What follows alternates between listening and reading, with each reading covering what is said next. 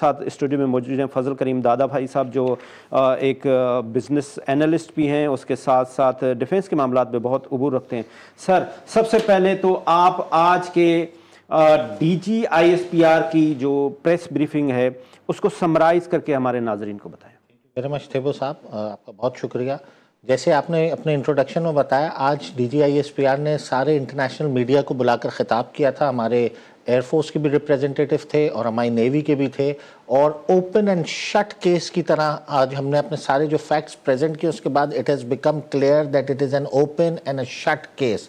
D G I S P R صاحب نے آج بہت امپورٹنٹ اور ریلیونٹ پوائنٹس ریز کیے، میں I'll just briefly touch on them۔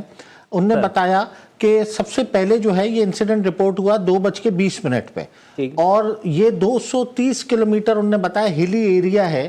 تو سوال یہ پیدا ہوتا ہے 230 کلومیٹر ہلی ایریا کو ٹریول ٹائم کتنا لگتا ہے؟ 2:20 پہ انہوں نے کہا یہ انسیڈنٹ ہوا، اور 2:30 پہ ایف آئی آر کٹ گئی، جبکہ اگر بائی ڈسٹنس لیں وہ اسٹیشن تو ادھر آدھا گھنٹہ لگتا ہے پہنچنے میں۔ So how it is possible? اور 3:30 پہ پورے انڈین میڈیا میں جو 2:30 پہ ایف آئی آر کٹی، اس میں انہوں نے 10 منٹ میں پاکستان کو بھی نامنیٹ کر دیا، اور 3:30 پہ پورے انڈین میڈیا پہ پاکستان کے اوپر انہوں نے انگلیاں اٹھانا شروع کر دی اور ڈائریکٹ اکیوز کرنا شروع کر دیا۔ اچھا، اب تیسری بات یہ آپ کو بتاؤں کہ انہوں نے ایک اور پوائنٹ بہت اچھا ریز کیا کہ یہ 10 منٹ میں کیسے یہاں پہنچے۔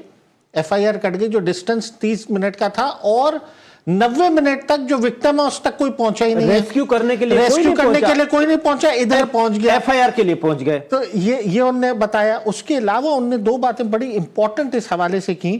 انہوں نے کہا کہ یہ انڈیا کا جو فالس فلیگ ہے انہوں نے ڈاکیومنٹ کر کے دکھایا۔ لیفٹیننٹ جنرل انڈیا کے کے ایس گل کا ایک انٹرویو، جو کہ کمانڈنگ آفیسر تھے جب چھتیس گڑھ حملہ ہوا تھا 2002 کے اندر، اور اس وقت ان کا یہ کلیئر ٹی وی چینل کو تھا کہ یہ خود انڈیجنسلی کرایا گیا انڈیا نے۔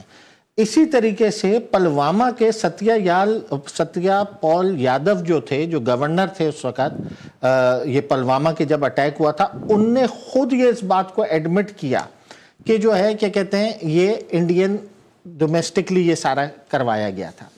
پھر D G I S P R نے انڈیا کا رول کو بتایا in supporting financing and execution of terrorism, جس میں ان نے کلبھوشن یادو کا بتایا گیا۔ پھر ان نے ایک ویڈیو کلپ پہ بتایا جس میں ایک آرمی کا، انڈین آرمی کا میجر خود کہہ رہا ہے کہ ہم پورا پلان بتا رہے کہ اس کو ایگزیکیوٹ کس طرح کرنا ہے، پلان، فائنینس، اور یہاں تک بتایا کہ سیویلین ٹارگٹ کو ہٹ کرنا ہے تاکہ میکسیمم جو ہے ایکسپوجر ملے۔ پھر انہوں نے انڈیا کی پرابلم بتائی کہ انڈیا کی جو پرابلم ہے وہ یہ ہے کہ وہ انٹرنل پرابلم کو ایکسٹرنلی کرتا ہے، یعنی کہ اپنے آپریشن کو، ایکسٹریمزم کو، ٹیررزم کو باہر پروجیکٹ کرتا ہے، اور جو اس کا ایکسٹرنل ایشوز ہیں اس کو وہ اپنا انٹرنل بتاتا ہے، جیسے کشمیر کا انہوں نے کہا۔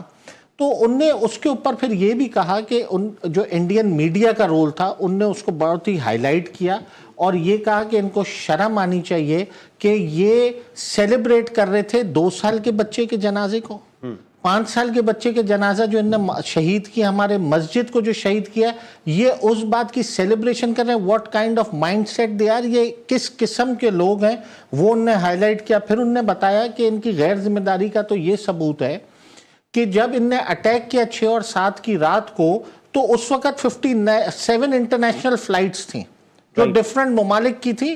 یہ ان نے ان پیسنجرز کو بھی، ایئر سیفٹی کو بھی کمپرومائز کیا۔ نیلم جیلم ڈیم پہ ان نے جو کیا اٹیک، اس کا انہوں نے بولا کہ کوئی کنونشن جو ہے 54 کنونشن، 58 جنیوا کنونشن کا انہوں نے کوٹ کیا کہ یہ اجازت نہیں دیتی۔ اس کے ساتھ ساتھ ہمارے جو ایئر فورس کے ریپریزنٹیٹیو تھے ان نے باقاعدہ کنکلوسیو ایویڈنس دی۔ جب رفائل ڈاؤن ہوا ہے تو ان کی ریڈیو فریکوینسی پہ جو ہے جو میسج گیا وہ ان نے سنایا گیا۔